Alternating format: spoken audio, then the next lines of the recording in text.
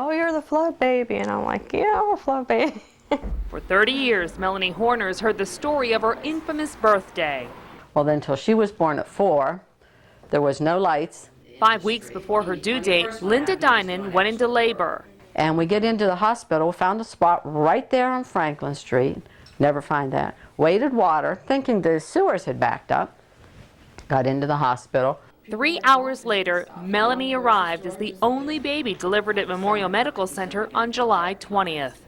Well, I took her into the doctor's office, and she doesn't really get labor pains, so she didn't know she was going to have a baby. Down at Lee Hospital, Dawn and Candy already had 2 little boys. As the storms raged outside, doctors told them by morning they'd have a third. I know there was one nurse, she was pregnant, and she couldn't get home that night, and, you know, just chaos. While doctors delivered Candy's baby, water was pouring into the basement. The hospital was in trouble. They lost about 80% of their electrical power.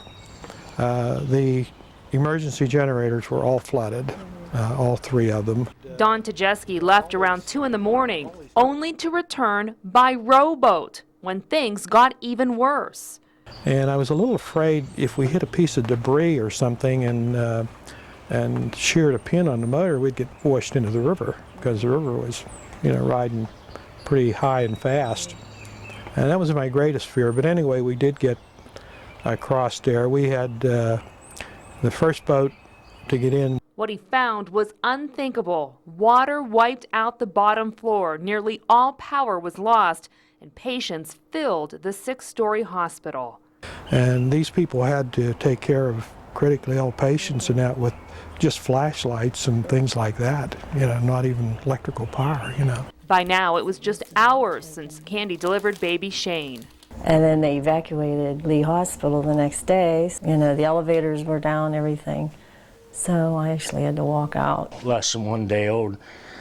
So I says, you know, what am I supposed to do with her? You know, I don't have water or anything out in Tannerville. I can't take her home. They laugh about it now, but Linda remembers the situation being extremely stressful on the staff at Memorial as well.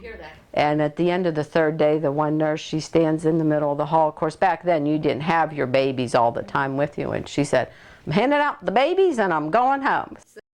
Being first responders, we'll go in and we'll hit something, and it's a day, we're gone, we're out of there, you know. But this wasn't leaving. It was every day we woke up, there it was. That's why you couldn't sleep. For 3 months after the flood, Nick Bouchon Jr. woke up at the East Taylor Township Fire Hall. We sat down with the former chief, his assistant Don Doc Dawson, and Nick Sr., the civil defense director. Oh my, it was terrible when we went down there. From Mineral Point to Franklin and Woodvale, the men went from one call to another, and 30 years later remember it so vividly. And all of a sudden you just watch trees just flop, flop, flop, flop. Just, I mean, fast as your eyes could see it, trees were falling, coming down with the water, and made this huge dam. The pile of debris trapped several Franklin firefighters in a house when Bouchon and his crew tried to rescue the men. And they put this ladder truck on, and when the lightning hit it, it lit that ladder truck up just like a neon light. Eventually, the men made their way out. And they actually would shoot their lantern out and break the window, and that they went from house to house, and that's how they got out. Their comrades had been saved, but others weren't so lucky. Bouchon remembers a man he pleaded with to leave Jerry's bar. We're not leaving, you know. It was like a hurricane party. Yeah. And they wanted to stick it out. Right. Then it flopped over. Instead of the roof being the high point, it was the eaves. Yeah. And there were people hanging on that eaves. Yeah. And we seen the guy, that guy didn't want to come out. We seen him on that, and the next thing, it just went like that and was gone. I think they found him down at Tannerville. I have no idea. I mean, miles away. While East Taylor Township itself escaped serious damage, Johnstown did not. But almost all the guys came, no matter what condition their houses was, you know, once they knew their families were safe. Mike Savanic joined the department a month and a half before the flood hit. He remembers equipment failure complicating their rescue efforts. We actually got a flat tire. The water by then was, you know, up on my calves. We had lost radio communications. Because when those towers went down, all our radios went with it. And there was there was no way of telling how many firemen were killed or injured or where the trucks were or anything like that. But if there's one universal theme that resonates with all these men, it's the story of the people. I mean, the whole city was overwhelmed. So it was, neighbor helping neighbor. To me, it was an experience in good mankind to watch how people responded. They'd never call themselves heroes. Instead, these men point to the neighbors who helped 52 displaced Woodvale residents forced to live in the East Taylor Fire Hall for months. We had a pregnant lady, which we took to minors. She went into labor. We had one struck by a car. We had some ladies who were just joined our fire company. Donna and then Sarah Jane, she joined it. They were both nurses, and they spent days here taking care of people. I mean, giving people shots. They made sure we all had tetanus shots. Well, and Rosebud Inn, Right. they're famous for their steaks. He done it. We were feeding the people. I remember in the beginning, sirloin steaks, shrimp, and then we got down to. We couldn't wait till supper time, could we? They're small things, but they're the stories that picked this little town up and got it back on its feet. As far as me and the chief, I can never forget the help, the way the people were.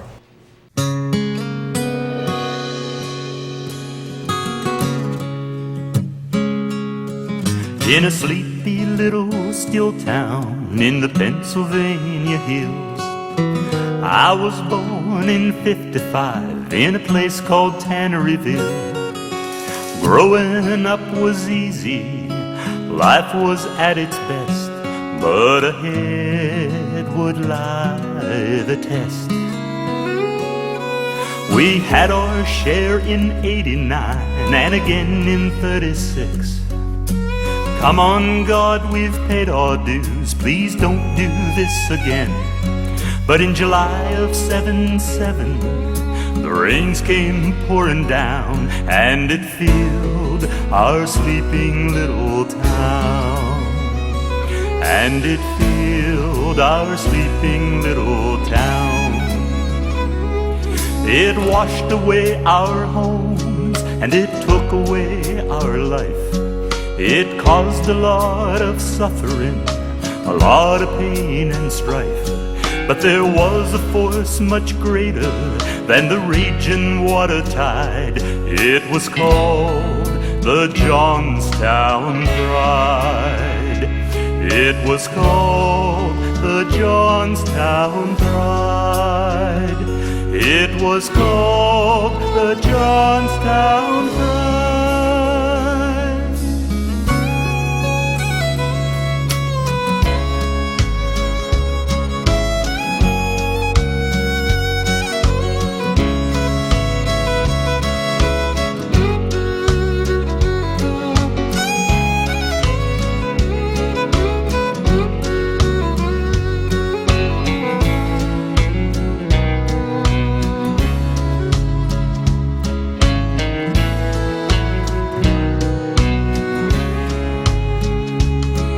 A nation, it did witness the losses of our town, when Mother Nature showed her wrath to bring this city down. But the courage deep within us could not be washed away. Our town is forever here to stay. Our town is forever here to stay. The Johnstown Heritage Festival we celebrate, the character within the folks who made this city great. Just look around, take notice who is standing by your side. You can feel the Johnstown pride. You can feel the Johnstown pride. You can feel the Johnstown pride.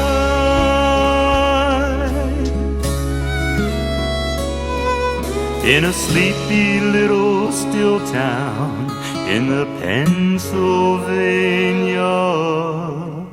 hills.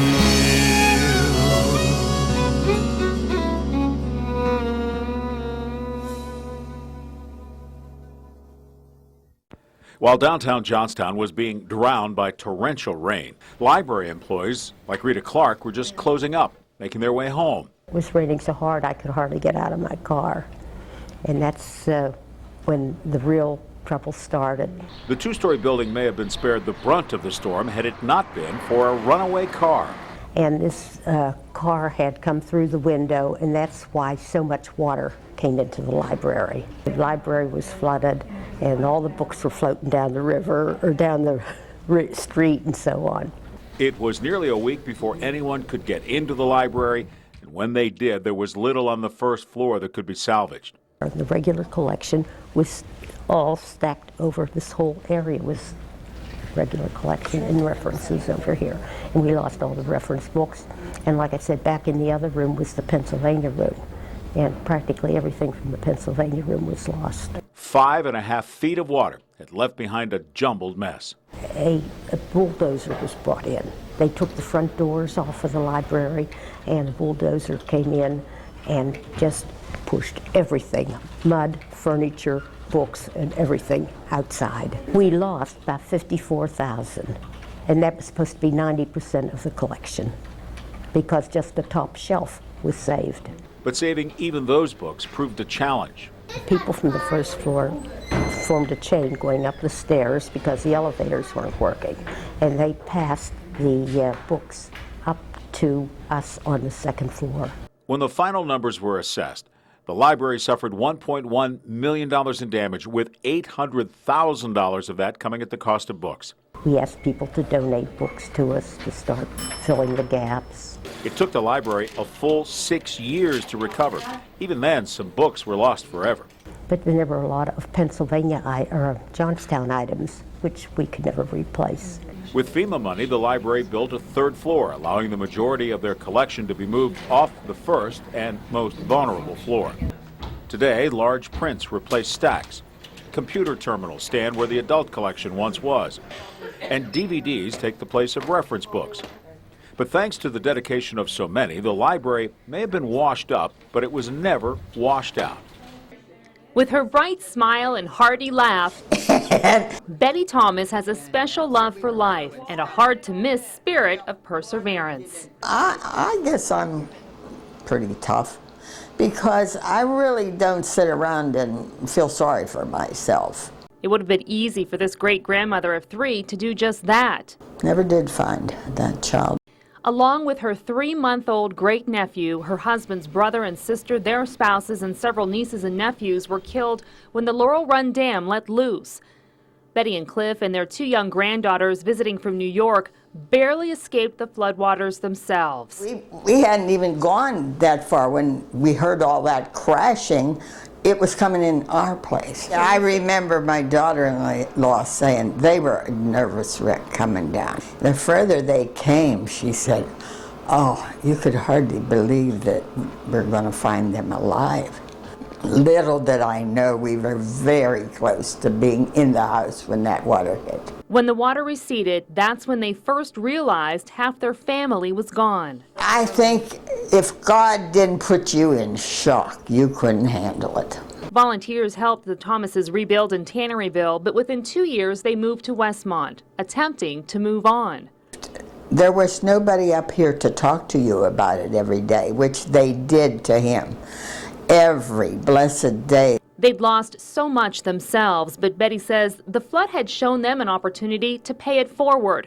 Armed with a unique understanding, the couple volunteered to help flood and tornado victims in Brady's Bend and Tionesta. And she said, oh, we can do it ourselves. I said, you can't do it yourself. I said, and I'll tell you what, we will clean in here. But when you went to the flooded places, the smell, oh dear. The smell is it's not like toilets or anything like that. It's just a flood smell. And you never get over that. They also spent time in Hindman and Brownsville, working side by side with the Amish and Mennonites. And we set up the clothing thing in their church basement, which is a job. And after all they'd been through, Betty says she's learned a most inspiring, profound lesson. And since you can't do anything for the dead, the next best thing is go to where the living are having the same experience. And that way, it really honors the people that died. I think that's the thing that makes it worthwhile.